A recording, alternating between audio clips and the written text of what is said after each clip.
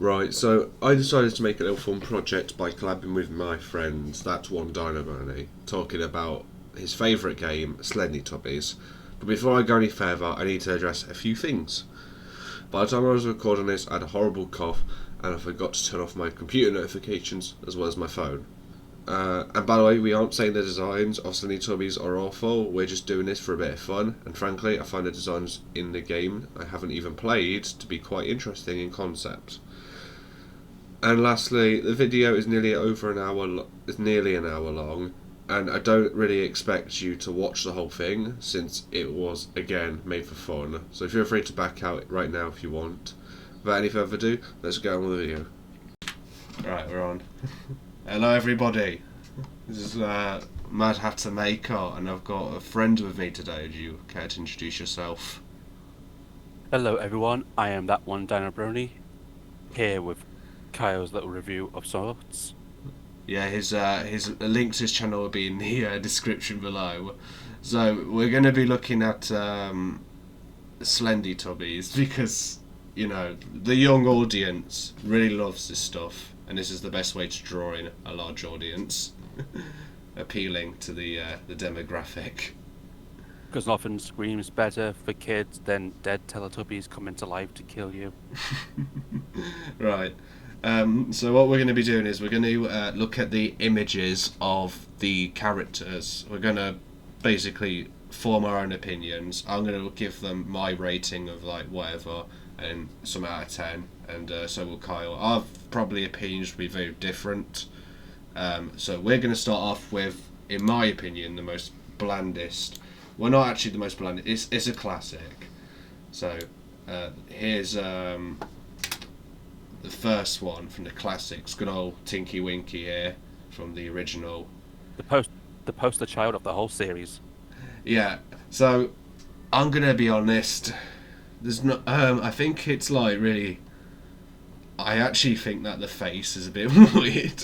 I know it's supposed to be creepy, but I just can't help but think it's a bit strange with the teeth and all that. Yes, because often shouts better than a guy looking like he's yodeling the whole time he's chasing you. Yeah, also the scream that gives off when he chases you made no sense, because it was like a woman's scream, wasn't it? And it wasn't like a manly scream. It wasn't a feral scream either, it was just a stereotypical female scream. Yeah, this was like the early point. I got a notification from Facebook, piss off. This was the early point from Slendytubbies, so obviously I don't think they had anything set in mind at the time, which just do something for scary. At the end of the day, this is a clone of Slender. That's all it was going to be originally, just a Slender clone, but with Teletubbies. Yeah, it definitely went up from there. It definitely went up. Gosh, just cough. So, I'm going to give it the benefit of the doubt.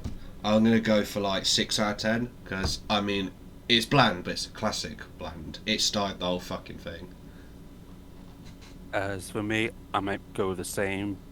Yeah. Even though, like you said, it is the start of the series, and compared to the others that we'll be seeing later in this video, this guy started it all. Yeah. So, now carrying on from that, we're going to have the next form, which is Tinky Tank. Now, I will say this, I actually like the direction they went through with Tinky Tank, because every time someone tries to do something scary, it's always like slender, lanky, or skeletal, whereas this one is just like it's complete opposite. Yeah, it went the opposite direction, and it paid off really well, because it's original, in my opinion. I don't see many monsters that try to replicate like the Hulk in a way. Not to mention his soulless eyes as well. The soulless eyes seems to be a common theme with most of them. Gosh, and if you can't tell, I've got a cough. Sorry. Unlike with the first Tinky Winky, this Tinky Winky has definitely got a custom face. I like as well that they've got the blood vessels, the veins showing under the skin as well. The detail is good. I actually think like it's a bit the arms being larger than the legs definitely gives off the feeling that this is some mutation. Definitely gorilla-like, that's for sure. Yeah. Next time I fucking record, I'm gonna make sure my notifications are off on both my phone and thing, because I'm getting annoyed with these buzzing. So, yeah, and oh shit, I forgot. Yeah, law. You're the law expert, so. Apparently, according to you. Okay. Now, well, I mean, you're law expert out of us both. What would you? Fair enough. Yeah. So, if we had to, so what can you tell us about Tinky Winky and Tinky Tank that the audience might Well, know? apart from obviously Tinky Winky Classic being the starter child of all this, Tinky Tank was supposed to be his second/final form in the sequel, which surprised everyone, seeing as we only thought it was just going to be one game. But to see him actually get yes, in the same map, but the mainland is just ruined, trees are overgrown, grass is overgrown, it's always raining, and you have this Hulk of a beast just slowly wandering around, waiting to spot you. So yeah, in gameplay then it's a lot different from what it was before, because in Tinky, because the within like Slender, you're not like you're just supposed to look away and it will always be somewhere around. But in this one, you're actually genuinely trying to hide from it. Yep. Though classic Tinky Winky, its mechanics is essentially Slender. Tinky Tank doesn't matter if you look at him or not. As soon as he spots you, he is hunting you down. So in terms, which bear in mind, stay tuned for the second video, which will be on Dino's channel, which will have footage where we rate how they were executed in gameplay. But for a little bit, I got a question, but like how difficult on a scale would you say it is to avoid Tinky Tank, and would you say it accomplishes being actually scary? Let's put it this way. Yeah, it might get a jump from classic because of its scream, but with Tinky Tank, as soon as you're close enough, he will take that chance to hit, and it doesn't matter how far you are. If those arms do touch your body or anything like that, you're dead. Okay, so there's a lot of obviously the original game, it was about shock value, whereas this one's actually trying to use tension. Yep. Okay, so for the uniqueness of how indie horror games usually go, I'm gonna give this one a 8 out of 10 because I just like the change of pace. I'm gonna go with 7.5. Though I do really like this design of him. What they do with him with the third game in terms of design bobs it down a little. And obviously, yeah. Now, so for the next one, so we did Tinky Winky. Let's go with Dipsey. We only have the one image of Dipsey, and that's the fact that he's headless. Yep.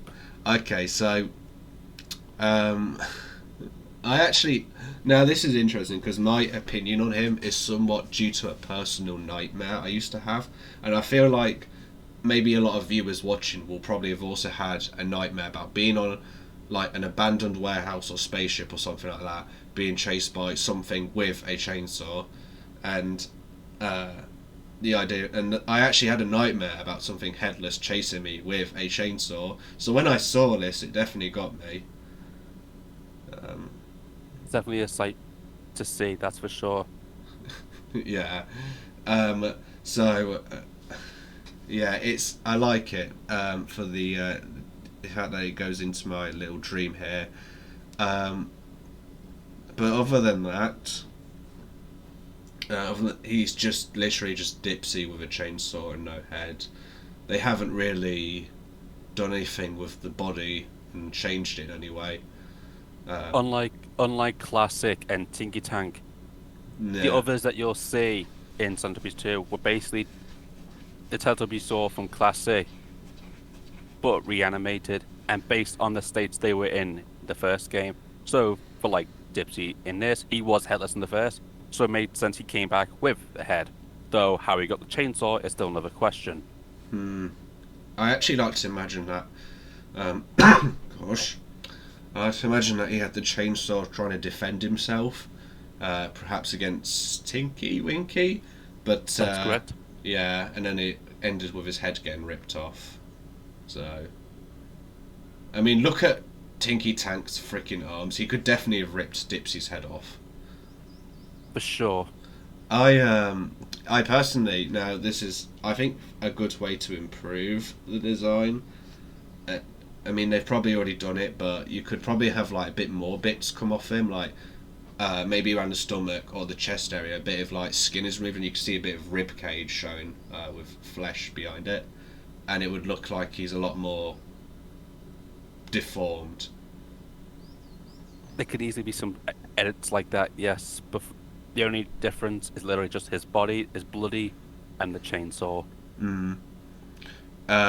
So, what was your like experience going against him? When I experienced him, it was out of nowhere. Because obviously, in the second game, it's just a map that you can pick. But with the third game, he was actually a part of the campaign. And you don't exactly see him until all you hear is the sound of a chainsaw. And you turn around to see him just there. And then the chase assumes. The best thing about having a weapon that is a chainsaw is just the fact that,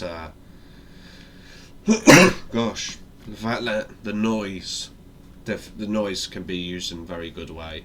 So, if unlike Tinky Winky and Tinky Tank, you don't actually hear Dipsey apart from the chainsaw, which is the only indicator that he's actually nearby. Yeah. Because you'll hear chainsaw revving in the background. Not that he'd be able to make noise even if he tried, because he ain't got a head.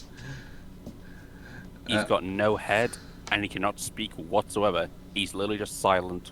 The only sound you hear is that revving of that chainsaw getting closer. Okay, in terms of execution, which we will judge on a second video, I have a good feeling that maybe he'll be executed better. But for design, it's 3 out of 10 for me, because I just don't. It's just Dipsey with no head and a chainsaw. And I'm gonna go with a 5 out of 10, since I've had more experience with the character, and I've been done way more, like you've said. But yeah, they could have done more with the detail. And the blood texture doesn't look very great either. I don't know how blood works, but how do you get like a green line down that blood? Speaking of forms, because since I know you haven't got this one, I've got it. All right. But Dipsey does actually have another form, though it's not in the campaign or anything. This is a form he had in Slendytubbies 2, but it got remade in Slendytubbies 3 as just in another map, and that would be Lake Dipsey. Oh, that I like that because, but mind you, it doesn't look like a Slendytubby because it doesn't look anything remotely like the Teletubbies. Though, yeah, the Slendytubbies 3 design of him doesn't look Teletubby-ish.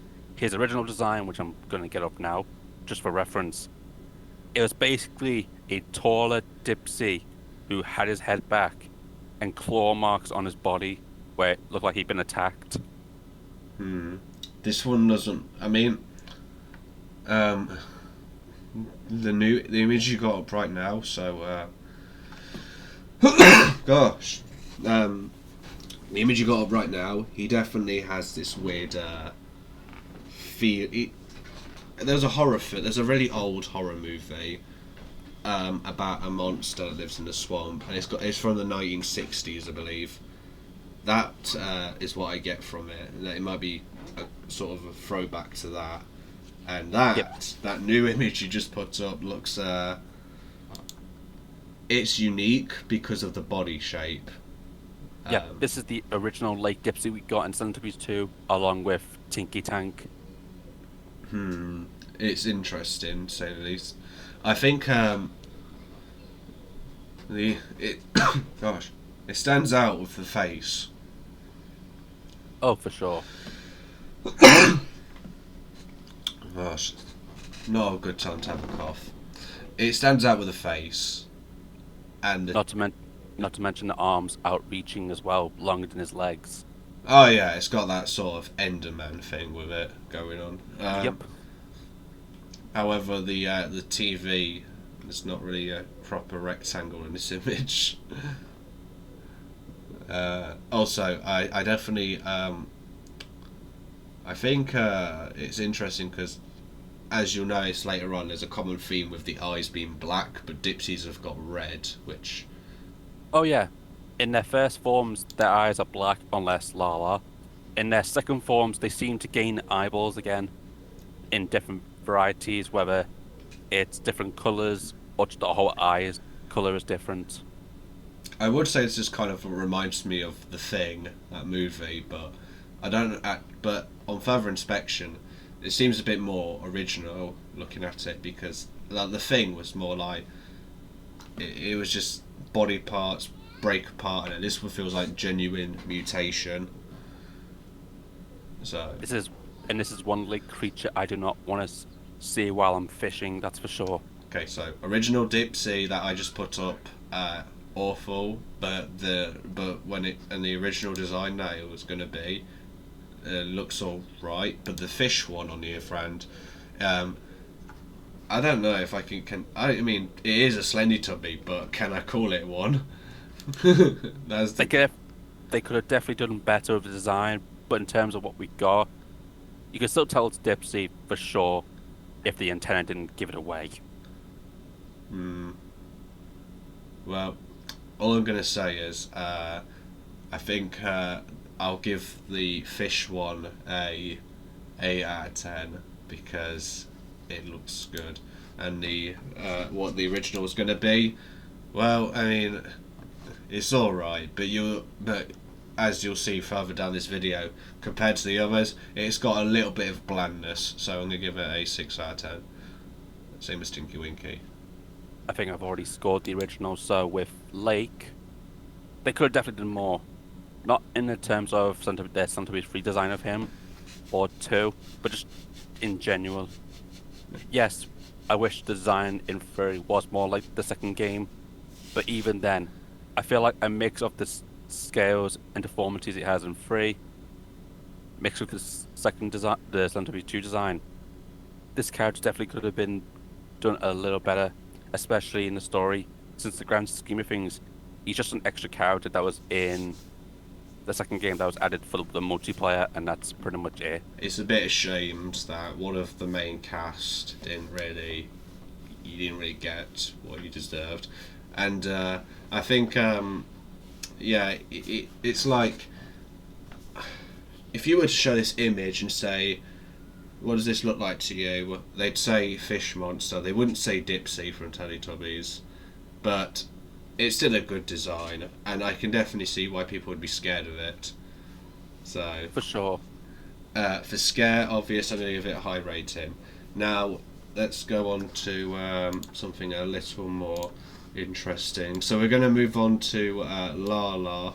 I think this is the first form. We'll see. So That is the first form. okay. Now, as going back to the common theme about the eyes, this one sort of breaks away a little bit.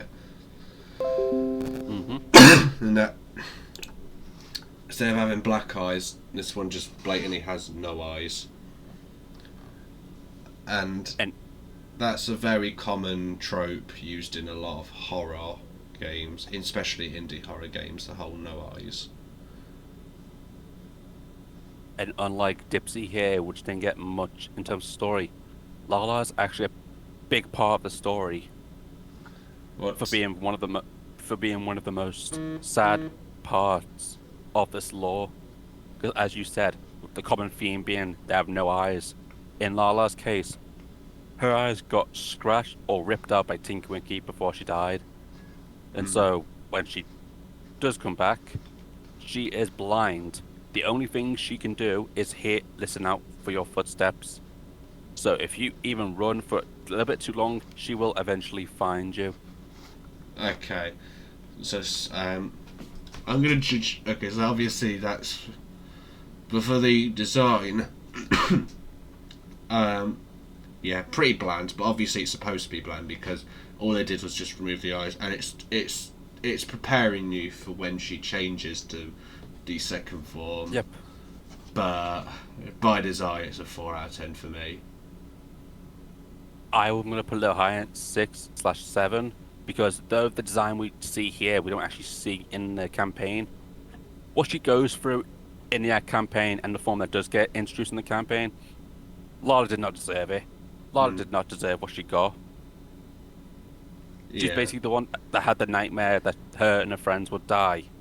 She's the one that knew something was wrong. She was the one that found out after escaping Tinky Winky that everything that she was doing was for nothing and she was being monitored like a lab rat. And she's the one, though, compared to the others, she doesn't get a choice to live. Even if you do try and save her, you either end up leaving her in the outskirts to transform, or she had already transformed before you even got there. I'm gonna say it's the story definitely would form your opinion to be higher than mine, but because I haven't seen it, I'm a bit more unbiased and it's more of just what I'm seeing. But yeah, That's fine. I think that's the difference between you and I, which made the video a bit interesting, is that you're a fan, I'm not, so there's the difference. But now, having heard that story, I do actually feel a little bit of sympathy. So, originally 3 out of 10 was original, but now I'm going to put up to 5 out of 10. Thank you for that. So now we've got the mutated form here, and this one is a lot more different. But that sure. Yeah, a lot more different in shape, but I think the textures are still a little bit the same. Actually, no, they're a little bit different. She looks a bit more fuzzy in this one. Like she's got she's got fur, but it's like ape-like fur. Unlike the first form, this is the initial form you will see if you didn't save LaLa. Yeah. Whereas, the first one probably could get around without seeing. This one heavily relies on sound. So either a snap of a twig or you sprinting in sand. This twitch mutation will slowly make their way, fidgeting about as their body is twitching and contorting in different motions. Those long stretching arms reaching out. So it utilises the lanky form and makes it so it twitches. So it's by design. For a still image, it won't look like much, but I'm guessing if you were to see it move, it definitely utilises its slender form in terms of animation. Yep, even when it's just standing, it constantly twitches and contorts like it does not like the feeling of its own body. It's constantly itchy. You will see this, my reactions to these creatures when I watch Kohana's, Dino's gameplay. I'll censor that out. It's fine if you did say that. Well, when we watched Dino's gameplay footage, I actually, and for the blood, I have to question how the blood got there, for being real with you, because if it was fresh blood, it would be a little bit more redder. It would just be like coming out of her. It doesn't look like that. I think the blood just looks strange. Mind you, though, it does fit the graphics they are using for the design. I do agree with you. I don't think that's fresh. I think those are supposed to be the damage she took in the first form, but obviously the first one doesn't show it. That Tinky Winky did to her. Hence why it looks like there's scratches on the chest and other parts of her body. There is. Now, you have brought one question, but what is Tinky Winky's problem with everyone? Essentially, we don't get much in the first game because obviously it's just him chasing us around while we try to collect custard. For second/third game, basically everything was fine. They were going on a normal day. They went back to eat custard. But then later that night, for some reason, Tinky Winky woke up, walked over to the custard machine, and out of nowhere destroyed it, waking Poe up, who asked, "What's he doing?" He didn't respond and walked out. Hmm. She then gets up, wakes the others up, or tries to wake Dipsey, but he stays asleep. And LaLa goes with her to go look for Tinky Winky, not knowing what's going on. They eventually separate. LaLa goes to the lake in the mainland, while Poe goes different direction, I see. finding a tubby custard there, which she noticed odd, since they usually only have custard in the Teletubby house. But then she tries to go find LaLa, but by the time she does, all she finds is her friend dead near the beach of the lake, with Tinky Winky just standing over there, only for him to realize and turn around, showing that iconic scream and scaring Poe, chasing her all the way to the Teletubby house, which she finds Dipsey dead and headless. Okay, She tries to make a break for it to near one of the trees, only to trip over, and eventually Tinky Winky catching up to her, killing her in the process, and for some reason hanging her on that tree that she fell near. I just find it amusing. I like to imagine that this was all caused by either the narrator from the original show. I mean, you're not far off, but it isn't the narrator. That's the enemy. And then there's also the babyface son, which is nowhere to be seen in this game, which is funny. Honestly, what would Tinky Winky be able to do against the sun? There's nothing he could do about it. I mean, he can't get blind by it because he has no eyes. Yeah, but the sun god baby is unbeatable. Okay, so we went off on a little bit of a tangent there, but that's because I kind of just needed a bit of a refresh on that. So back to LaLa. Yeah, back to LaLa. LaLa's design. As a still image, it may not look like much, but from what I've been told, in the actual game with animation, they definitely utilise the lanky shape. So I've got good feelings about it. 7 out of 10. I've already set my score, and compared to Dipsey, she was used way more, even if it was for a sad factor and a realization that all of this, should not have happened whatsoever. In these unfortunate events, for the main 4, and for the victims that are caused by it. Okay, so the last one of the main cast of No is Poe, and we're going to start off with just this average normal image here, which I found. And Poe, one of the first characters that's been able to be played as in the 3rd game, and is the one to witness all of what happened before it happened to her as well.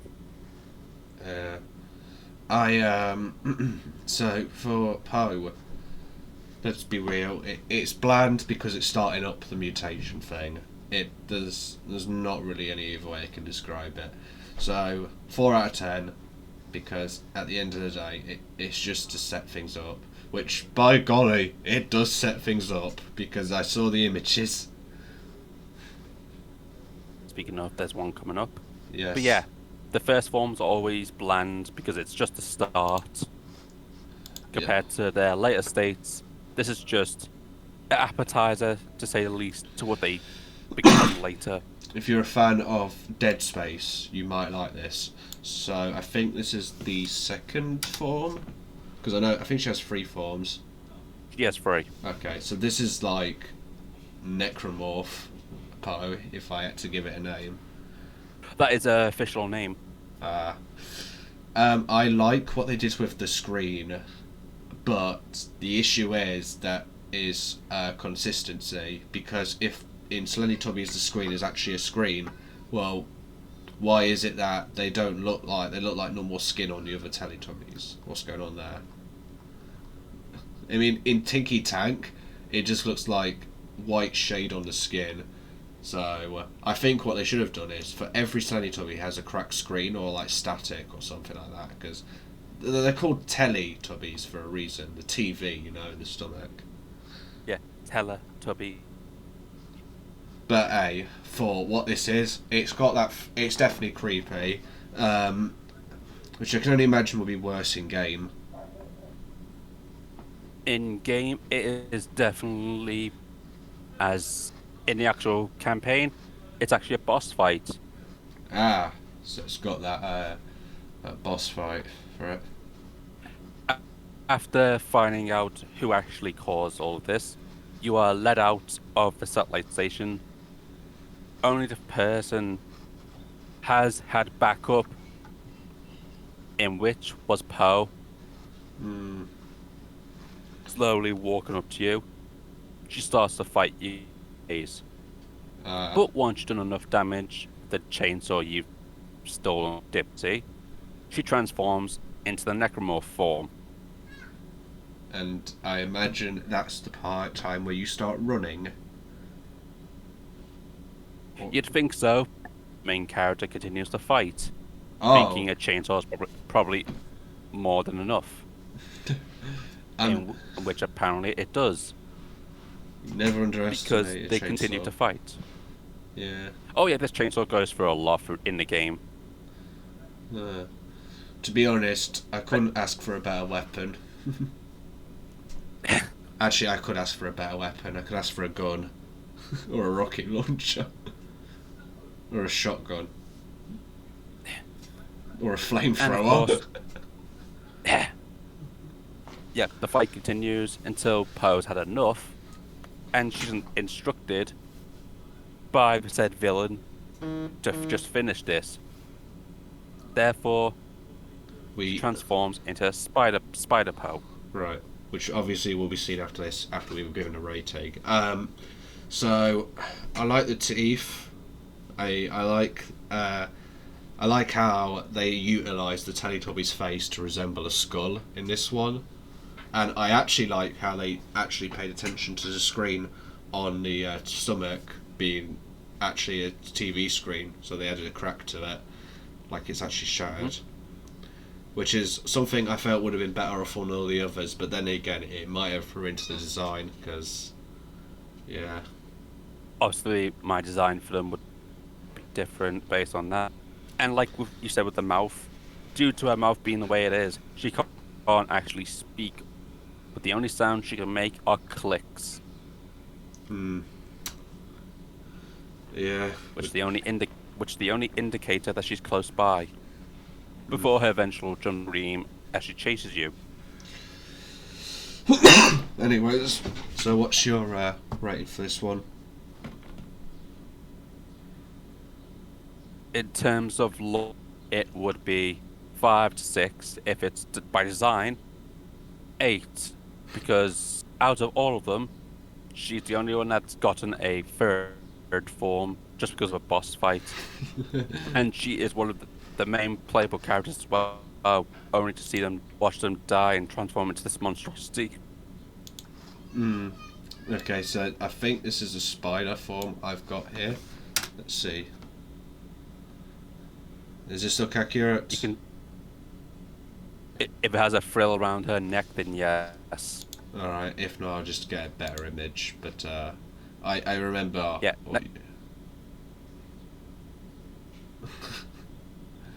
Continue. Yeah, basically, if it's 2 pincers on the back, it's Necromorph. If it's a frill around her neck, it's spider. Yep. Got it. Yeah, so I'm gonna be honest, every time I see it I just think of Pennywise from the It movie when it turns into a spider. Except at least this one actually pulls it off, unlike Stephen King's It did. Because It's definitely a force to be reckoned with. Yeah, It was just atrocious with the spider ending, and for some reason they thought they should do it again in the remake. For some reason. But yeah. So what I actually find what I think is interesting is that again, is this the only one that has a third form? Like the only one that goes Yep. beyond.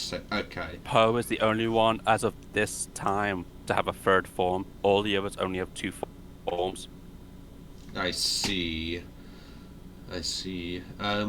You know what would be cool is if if the map you were in, she actually like crawls on the wall like an actual spider. Now that would be cool. Does she actually do that? In the game, no, it's just a boss fight area. Oh, I think it'd be cool if they organised the boss fight. Yeah, it definitely would. Yeah, and then it's like, oh, she's just crawling on the ceiling or something like that, like an actual spider, and like maybe there's like webs of flesh like she launches, like from where she's caught other victims. Yeah, like that'd be cool. I see potential in it, and for that, I give it an 8 out of 10. That's fair enough. What's your opinion over it in terms of a 10 and 0 out of 10? 0 to a 10, I mean.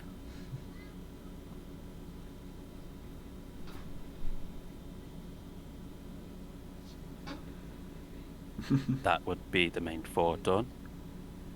What's your rating of it? The big spider. How pipe. I would. Yeah, what would you rate it? Like you, a lot of potential, but obviously it was just used for a boss fight compared to the others, which are just FYI to anyone watching, we are not saying these Slendytubbies are shit. They are all great. I'm just saying I'm spitballing ideas here to make things even more interesting. They are. I think, frankly, I think the game looks really well done, and I'm very eager to actually consider playing it, and may even record playing it. So we'll see how that goes. Basically, we're just ranting our ideas. Spitballing ideas and then judging designs. Yep. But let's be real, we couldn't design anything better ourselves. But you know, maybe Yep.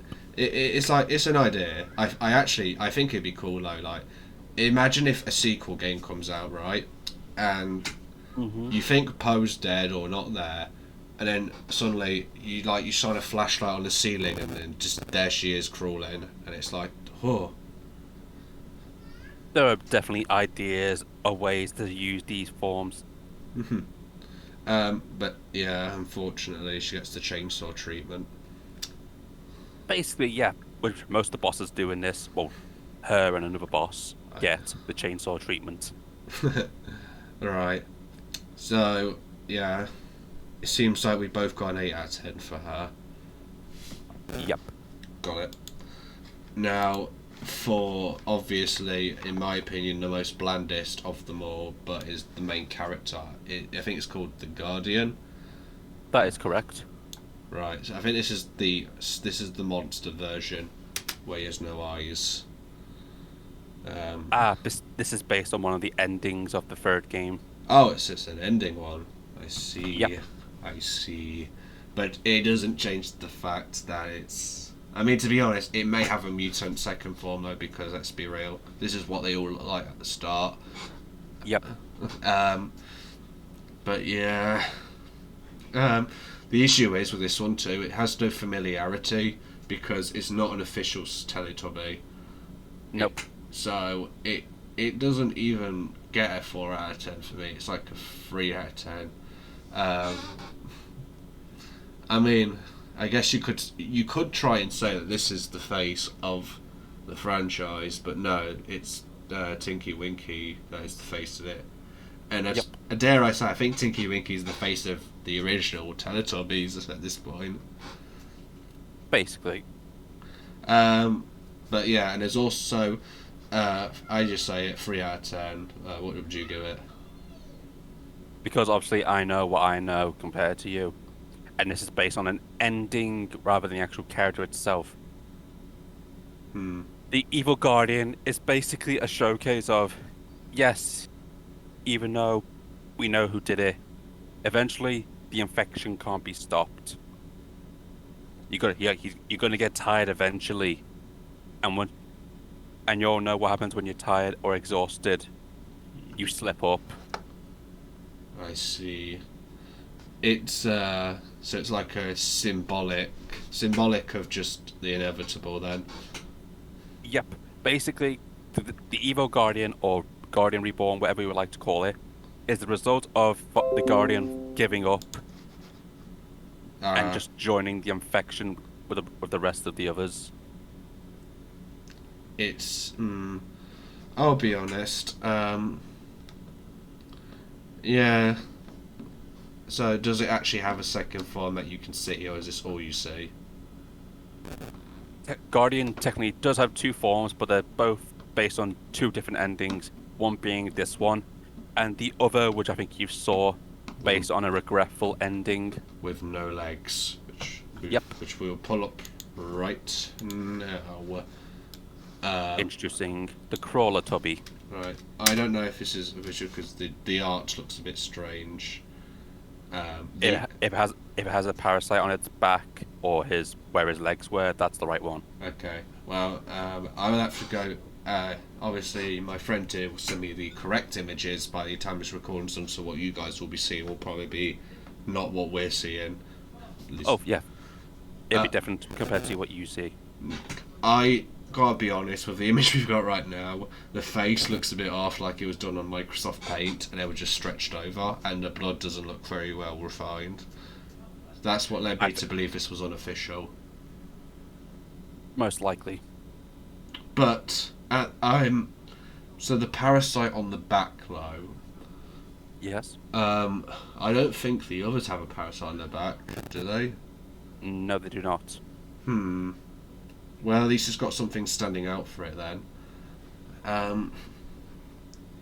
But yeah, so that's something, I guess.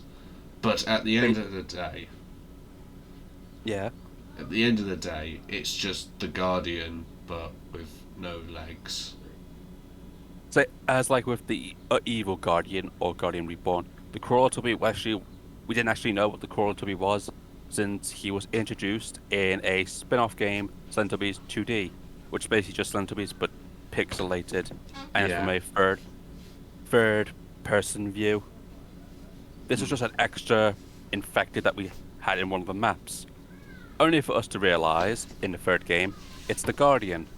After choosing to side with the villain and having a moment of, wait, I don't want to do this. New things. Oh, if that's how you're going to be then. Necromorph Poe proceeds to chop his legs off as he falls into the vat of infected custard, transforming him.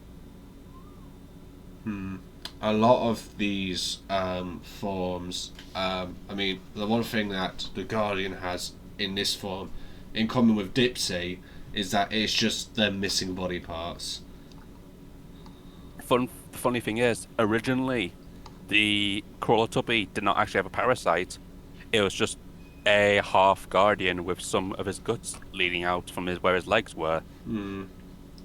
It was only until later on where they updated him to give him a parasite where his legs were. And teeth, sharper teeth. Yeah. But at the end of the day, for me, it just seems to be recurring with Dipsey, as in like there's just a body part removed and not really any bodily changes. So for me, it's a 5 out of 10.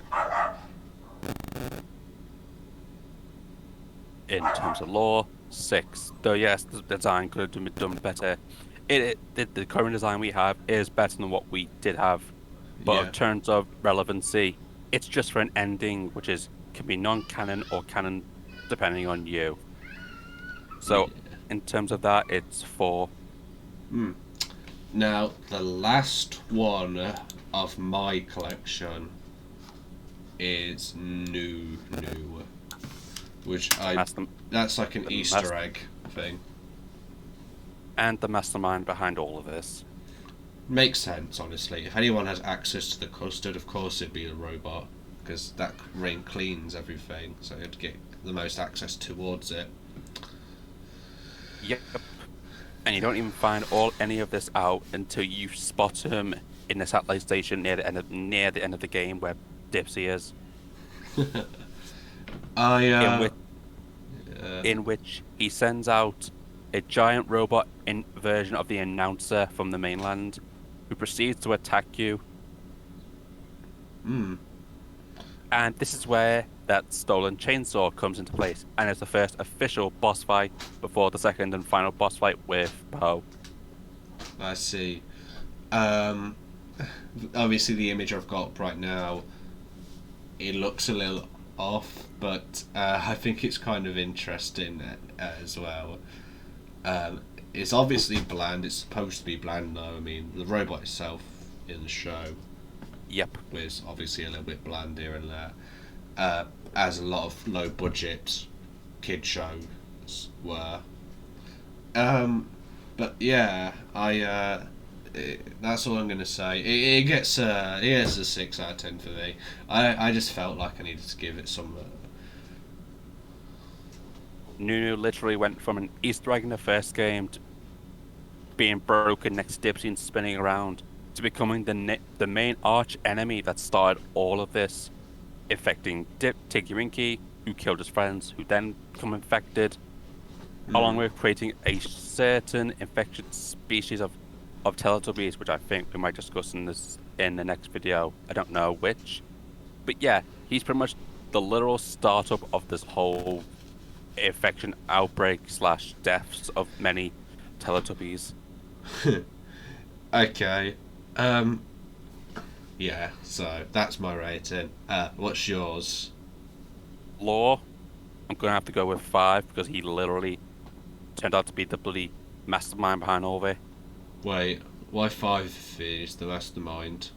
Is it because it just came out of nowhere or something? Or that wasn't actually any of it? It basically literally just comes out of nowhere. At the start of the game, he's shown talking to Poe, seeing how she is. Then the next time you see him as you're playing as a Guardian, he literally just like, yeah, it was me. Those fluff balls were weak. I want to make them perfect. Was there like indication that, like, was there any actually build up where the player would actually suspect it was him, or was there actually did they even explain like how he did it that actually made sense in how it was executed? Like, how did he find the infected custard and stuff like that? I can explain, but I feel like it's more in the realm of headcanon and theory than actual canon. Oh, right. In which case, Because in the game, he's literally just shown in the satellite station, and he's like, "Yeah, it was me." okay. So for your personal within law, 5 out of 10, and I can somewhat agree if it is just out spontaneous because. It is spontaneous, just out of nowhere. And the motivation is also a bit dumb as well. It's like, oh, I just wanted to make them perfect. It's like, well, yeah, I could have thought of a better few reasons why you might have wanted to do it, perhaps. Because it like, I know it's really dumb to compare, but I want to throw an example out. Let's take Thanos from Avengers Infinity War, and everyone thought his motives were really good. Yeah, I'm just saying that as an example of like good villain motives. It doesn't have to be as good as Thanos. It's just like the motive isn't very clear. It's just, oh, let's just infect them. Why the fuck not? Make them perfect, quote unquote. But yeah, the motivations that me and you can think of for him would have probably been better than what his actual motive was. And even then, they would have only been head canon. They wouldn't have been actual canon. But obviously, this does leave room for any potential sequels to dive into what he means by wanting them perfect. Oh yes. So yeah, there's that. But for what we've got as of now, not much. He's just the catalyst for what happened and died as he lived. Literally the catalyst of this whole infection. Yeah. I mean, I'm not marking law, but for me, I'd actually go a little higher for like 6 out of 10 because you have to give respect that if it weren't for him, there wouldn't even be Slendytubbies. But still, it's a bit of a dumb motive. Yeah, motive could be done way better. They want him to be perfect. What do you mean? First, it was infecting the main four to make them perfect. Then it went from that to injecting that same infection into newborn Teletubby babies, killing them as they were created, and they become hairless, becoming his newborns. Yeah, it seems like spontaneous villainy. That's the last of my images and my ratings towards them. Do you have any additional ones you want to throw in? Not that I can think of that wouldn't be good for a second part. Alright, so we'll leave it for part 2 to give us a bit of time. And obviously, yeah, my friend here will send me the proper images, which I will then add for the editing. For now, though, this will be the end of part 1. Expect a sequel on Dino's channel, link in the description below. And feel free to offer feedback in the comment section, because this is literally our first time doing it. And you feel free to shout that my opinion's wrong and I'm shit. I've heard it 1,000 times. By all means, we want to hear what you think, even if it is basically saying that what we're saying is shit. Even if you are just a yes man and you just want to say yes to everything we say because you have trouble forming your own opinion, that's fine. I'm pretty much like 50% a yes man myself. But yeah, so this is dragging out a bit in the ending there. So I was going to say, we'll end it off here and expect a follow-up on the other channel. But yeah, just as an ending note, we don't actually hate these characters. Frankly, I don't know much about them, and my friend here loves Slendytubbies. So obviously we're just saying it. And even Len, it doesn't, like I said with Nunu, even though there's like story-wise doesn't even need to make sense at the end of the day. It's just got to be a fun game. So obviously, I don't know how fun the game's going to be. I'm going to start playing on it blindly and look forward to a Let's Play on that. So, yeah, goodbye. I'll see you a lot later. See ya. Bye.